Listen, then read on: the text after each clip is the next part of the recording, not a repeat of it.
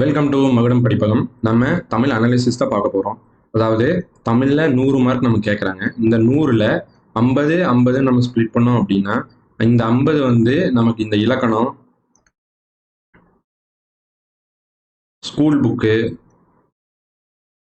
அப்படின்னு சொல்லி இது கவர் ஆயிரும். அப்போது இந்த 50 நம்ம அப்ரோச் பண்ணுறதுங்கிறது வந்து ரொம்ப ஈஸி தான். இந்த 50 வந்து அவுட் சோர்ஸ் ஃபுல்லாக.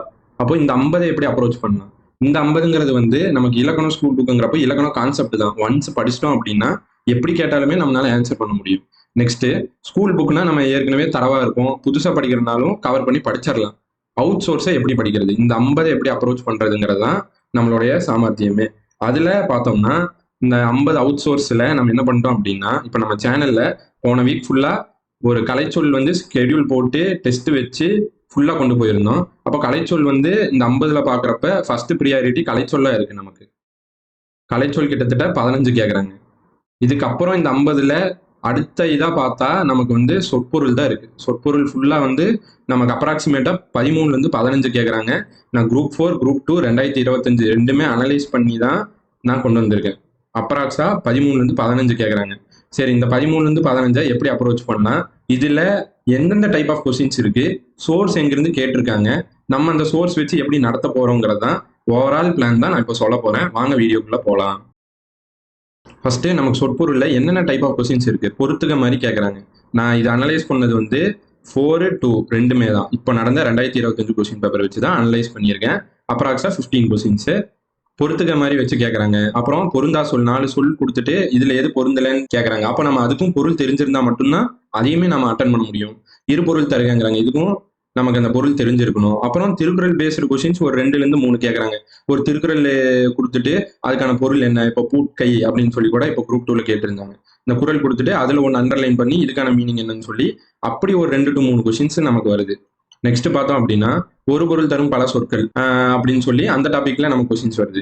அடுத்து எதிர் சொல்லுன்னு கேட்கறாங்க. இதுக்கு நம்ம டைரக்டா சொற்பொருள் தெரிஞ்சாதான் அதுக்கான எதிர் சொல் நம்ம கண்டுபிடிக்க முடியும். அடுத்து குறில் நெடில் வேறுபாடு. இந்த குறில் நெடில் வேறுபாடுனா இப்போ கா வரிசையில ஒண்ணு கொடுத்துட்டு கா வரிசையில ஒண்ணு கொடுப்பாங்க. இதை வச்சு நம்ம கண்டுபிடிக்கிற மாதிரி இருக்கும். இதுவும் நமக்கு சொற்பொருள்ல தான் அடங்கும். மயங்கொலிகள், அடுத்து மயங்கொலிகளும் நமக்கு சொற்பொருள்ல தான் அடங்கும். இவ்வளோ டைப் ஆஃப் கொஸ்டின்ஸ் நம்ம கேட்கறாங்க. இதை நம்ம எப்படி அப்ரோச் பண்றது, நமக்கு எங்க புக் ப்ரூஃப் எங்க இருக்கு அப்படிங்கிறத நம்ம ஓவராலா அனலைஸ் பண்ணலாம். இப்போ நான் டோட்டலா வந்து 15 கொஸ்டின்ஸ்னு சொல்லிட்டேன். இந்த 15 கொஸ்டின்ஸ்ல school book old plus new based questions பார்த்தீங்கன்னா ஒரு 4 to 5 கொஸ்டின்ஸ் கேட்குறாங்க. ரெண்டுலையுமே நான் அனலைஸ் பண்ணிட்டேன். 15ல் அப்போ ஒரு 5 நமக்கு அவுட்டு முடிஞ்சு. இது நம்ம எப்படியுமே கணிச்சு போட்டுடலாம். நம்ம ஸ்கூல் புக் படிச்சிருவோம். மீதி 10லேருந்து ஒரு 12 கொஸ்டின்ஸ் நம்ம எப்படி கரெக்டாக போடுறோங்கிறதுல தான் நமக்கு இருக்கு. ஓகேங்களா? இப்போ நம்ம ஏற்கனவே கலைச்சொல் கொண்டு போயிட்டு இருக்கோம். அது ஒரு 15 ஆச்சு. இப்போ இந்த சொற்பொருள் சார்ந்தது அதில் நான் டைப்ஸும் சொல்லிட்டேன். ஒரு 8 டைப் மாதிரி கேட்குறாங்கன்னு சொல்லி அது ஒரு 15 வருது. அப்போ டோட்டலா நம்ம 30 இதுலயே நம்ம கவர் பண்ணிடுவோம். மீதி ஒரு 20 தான் இருக்கும். கடைசியா நம்ம என்ன பண்ணலாம் அப்படின்னா, நம்ம இலக்கணம் கொண்டு போகலாம். கடைசியா இலக்கணம் கொண்டு போயிட்டோம். ஏன்னா இலக்கணம் கான்செப்ட் தான். இலக்கணம் நான் சோர்ஸ் புக் வச்சு, தேவிரா புக்கு அந்த மாதிரி சில சோர்ஸ் புக்கெல்லாம் வச்சு அதை எப்படி நம்ம கொண்டு போகலாங்கிறது நான் பின்னாடி சொல்றேன். ஃபர்ஸ்ட் நம்ம இந்த மனப்பாடம் பண்ற கொஸ்டின்ஸ் எல்லாம் நம்ம முடிச்சிட்டோம் அப்படின்னா நமக்கு ஈஸியா இருக்கும். இலக்கணம் படிச்சிட்டோம்னா மறக்காது, போய் அடிச்சிடலாம். ஆனா நம்ம இந்த மனப்பாடம் பண்ற இந்த கொஸ்டின்ஸ் எல்லாம் என்னன்னா, நம்ம திருப்ப திருப்ப பார்க்கணும், ஷார்ட்கட்ஸ் போடணும், டைம் எடுக்கும். இதை நம்ம ஃபர்ஸ்ட் முடிச்சு வைக்கிறதா நம்மளோட சாமர்த்தியம். இலக்கணம் நம்ம முடிச்சுக்கலாம் பின்னாடி. அதை நான் ஃபர்தரா அதுக்கும் ஐடியா சொல்றேன். நம்ம குரூப் 4, குரூப் 2 2025ல கேட்ட எல்லா சொற்பொருளும் மேக்சிமம் இந்த புக்ல தான் இருக்கு. தமிழ் அகர முதலிங்கிற இந்த புக்ல தான் இருக்கு. நான் சோர்ஸ் பின்னாடி வச்சே காட்டுறேன் பாருங்க. மு சண்முக பிள்ளைன்னு சொல்லி புக்கு. இது ரிலீஸ் பண்றது பார்த்தா உலக தமிழ் ஆராய்ச்சி நிறுவனம். இந்த புக்ல இருந்தா மேக்சிமம் கொஸ்டின்ஸ் இருக்கு. நான் ப்ரூஃபோட பின்னாடி காட்டிட்டு நாம எப்படி கொண்டு போக போறோங்கிற அந்த ஐடியாவும் சொல்றேன். ஃபர்ஸ்ட் நம்ம குரூப் 4ல கேட்ட சொற்பொருள்ல ப்ரூஃபோட பாத்திரலாம். இது மருகன், இது ஒரு கொஸ்டின். மறுப்பு, விறகு, இது அப்படியே பாத்திரலாம் வாங்க. மருகனுக்கு வந்து வழித்தோன்றல், இது அப்படியே கேட்டிருப்பாங்க. இந்த மறுப்பு வந்து யானை தந்தம்னு சொல்லி அப்படியே இருக்கும். இந்த வேர்டு மாறாம இருக்கும். அடுத்து விறகு, விறகுக்கு வந்து தந்திரம், இந்த வேர்டும் அப்படியே இருக்கும். பாருங்க, நான் பின்னாடி காட்டுறேன். பாருங்க, மறுப்பு, யானை தந்தம், இந்த கீவேர்டு மாறாம அப்படியே இருந்துச்சு நமக்கு ப்ரூஃப்ல. நான் இப்ப மேல வச்சதுல விறகுக்கு தந்திரம் சொல்லி அதுவும் அப்படியே இருந்துச்சு. மருகனுக்கு வந்து வழி தோன்றல், வழி வந்தோன், ரெண்டுமே ஒண்ணுதான், அப்படியே இருக்கு.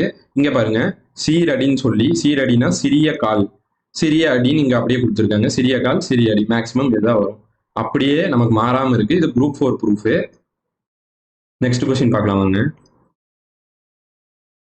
இது பாருங்க, இருபொருள் தருகன்னு சொல்லி தாரணி, தாரணினா பூமி, மலை, யமன் கொடுத்துருக்காங்க. இங்க பூமி, உலகம் அப்படியே வந்திருக்கு நமக்கு.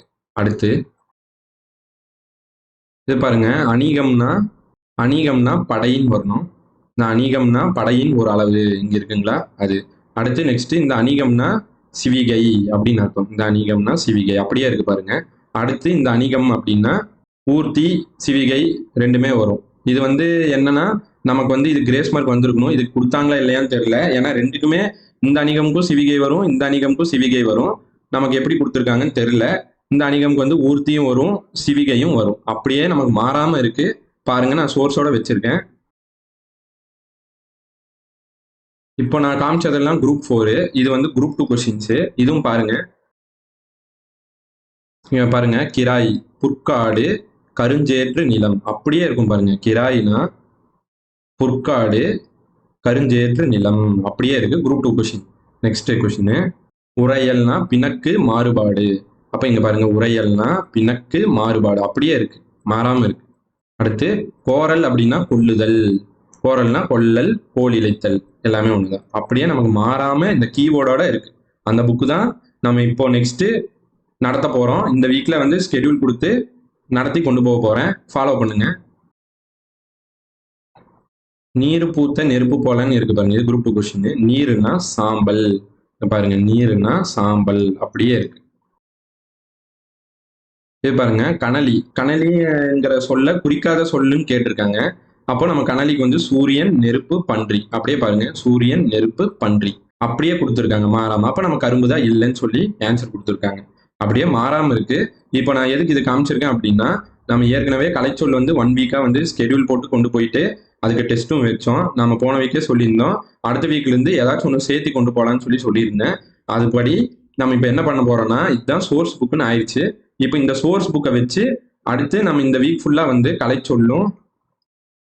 சொல்லும் சொற்பொருளும்